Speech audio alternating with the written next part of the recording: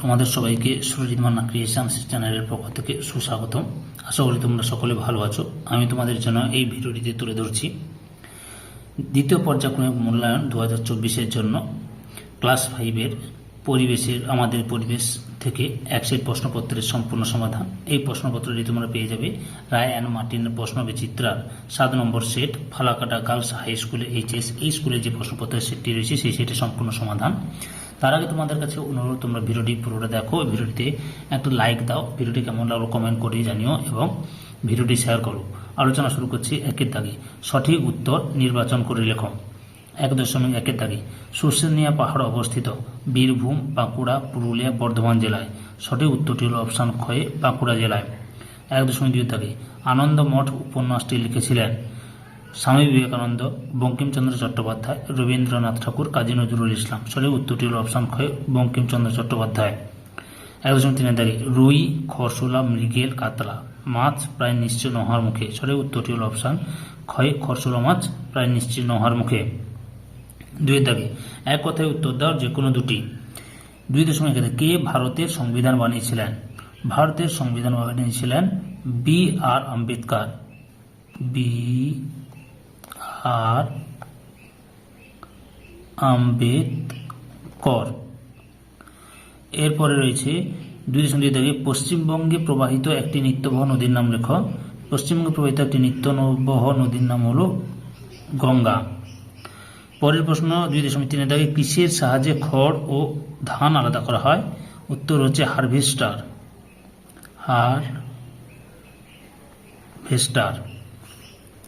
এবার 3-এর দাগে নিচের বাক্যগুলি শুদ্ধ হলে বা অশুদ্ধ হলে লেখো। 3.1-এর দাগে মালদা জেলার মাঝখান দিয়ে বয়ে গেছে মহানন্দা নদী, এটা হচ্ছে শুদ্ধ। 3.2-এর দাগে তুঁত গাছের চাষ ভালো হয় তরাই অঞ্চলে, উত্তরটি শুদ্ধ। পরের প্রশ্ন রয়েছে কি 3.3-এর দাগে রামমোহন রায়ের চেষ্টায় বিধবা বিবাহ আইন চালু হয়, এটা হচ্ছে অশুদ্ধ। সঠিক উত্তরটি হলো ঈশ্বরচন্দ্র বিদ্যাসাগরের চেষ্টায় বিধবা বিবাহ আইন চালু হয়। এরপরে 4-এর দাগে বাম স্তম্ভের সঙ্গে ডান স্তম্ভের মিল করে লেখো। বাম স্তম্ভে রয়েছে দানা শস্য, বিদ্রোহী কবি, তাম্রলিপ্ত। ডান স্তম্ভে রয়েছে রূপনারায়ণ নদী, ধান, গম, কাজী নজরুল ইসলাম। আচ্ছা, দানা শস্য 4.1 দানা শস্যের সঙ্গে খতে ধান, গম হবে। তা 4.2 বিদ্রোহী কবি, গতে কবি কাজী নজরুল ইসলাম। 4.3 তাম্রলিপ্ত হচ্ছে কতে রূপনারায়ণ নদীর তীরে অবস্থিত একটি শহর। 5-এর দাগে কি রয়েছে লক্ষ্য করো। অনধিক 30টি শব্দে উত্তর দাও যে কোনো দুটি। 5.1 দাগে স্বাস্থ্যকে সম্পদ বলা হয় কেন? উত্তরটি লক্ষ্য করো। স্বাস্থ্য মানুষের সম্পদ। স্বাস্থ্য ভালো থাকলে আমরা ভালোভাবে কাজ বা পরিশ্রম করতে পারি। বুদ্ধি মানুষের আরও একটা সম্পদ। প্রকৃতির মধ্যেও অনেক রকম সম্পদ আছে।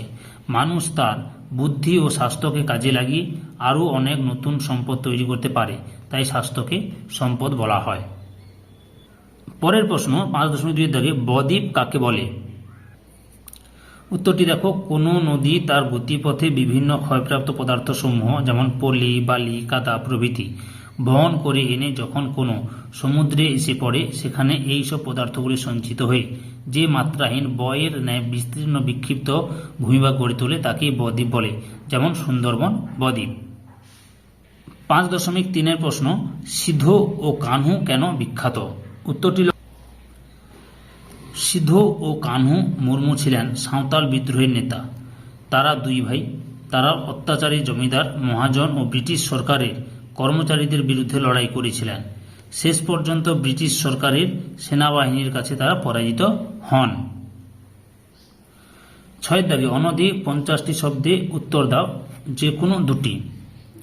6.1-এর দাগে প্রাকৃতিক সম্পদকে মানুষ কি কি সম্পদ তৈরিতে ব্যবহার করেছে, উদাহরণ সহ আলোচনা করো। উত্তরটি লক্ষ্য করো। দুটি প্রাকৃতিক সম্পদের উদাহরণ হলো কয়লা ও কাঠ, যা দিয়ে মানুষ অন্য বিভিন্ন সম্পদ তৈরি করেছে। কয়লাকে কাজে লাগিয়ে মানুষ বিদ্যুৎ শক্তি উৎপাদন করছে এই বিদ্যুৎ শক্তিকে মানুষ আলো জ্বালাতে, পাখা চালাতে, ট্রেন চালাতে ও বিভিন্ন কলকারখানার কাজ করতে ব্যবহার করে। কাঠ, মানুষ কাঠ দিয়ে কাগজ, জানালা, দরজা, চেয়ার, টেবিল প্রভৃতি তৈরি করছে। পরের প্রশ্ন 6.2 দাগে গাঙ্গেয় বদ্বীপ ও রাঢ় অঞ্চলের কৃষির বিবরণ দাও।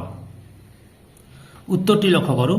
গঙ্গা বা ভাগীরথীর উভয় দিকের জমি সমতল এবং পলিযুক্ত দোআঁশ মাটি। উভয় দিকেই বৃষ্টিপাত সমান পরিমাণে হয়। এর ফলে এই অঞ্চলে ধান, পাট, আলু, সর্ষে, তিল প্রভৃতির ফসলের চাষ খুব ভালো হয়। দামোদরের দুপাশে শীতকালে আলুর চাষ হয়, সঙ্গে সাথী ফসল হিসেবে থাকে সর্ষে। এছাড়াও আরও বিভিন্ন সবজি চাষ হয় এই সমস্ত অঞ্চলে, যেমন ঝিঙ্গে, পটল, বেগুন, ঢেঁড়স প্রভৃতি। গঙ্গার পূর্ব দিকে প্রচুর ফুলের বাগান আছে। মালদা, মুর্শিদাবাদ, নদিয়া, উত্তর 24 পরগনায় প্রচুর আম গাছ আছে। এছাড়া তরমুজ, ফুটি, শশা, পান, সুপারি, নারকেল প্রভৃতিও এই অঞ্চলে ব্যাপক পরিমাণে চাষ হয়। লাস্ট প্রশ্ন 6.3 দাগে প্রশান্তচন্দ্র মহালানোবিস স্মরণীয় কেন? উত্তরটি দেখো। জন্ম: প্রশান্তচন্দ্র মহালানোবিস 1893 খ্রিস্টাব্দের 29 জুন কলকাতায় জন্মগ্রহণ করেন। খ্যাতি: প্রশান্তচন্দ্র মহালানোবিস ছিলেন ভারতের একজন বিখ্যাত বিজ্ঞানী। তার উদ্যোগে ইন্ডিয়ান স্ট্যাটিস্টিক্যাল ইনস্টিটিউশন প্রতিষ্ঠিত হয়। তিনি ভারত তথা বিশ্বের একজন শ্রেষ্ঠ রাশিবিজ্ঞানী ছিলেন। মৃত্যু: প্রশান্তচন্দ্র মহালানোবিস 1972 খ্রিস্টাব্দে 28 জুন মারা যান। সম্পূর্ণ ভিডিওটি দেখার জন্য তোমাদের সবাইকে অসংখ্য অসংখ্য ধন্যবাদ।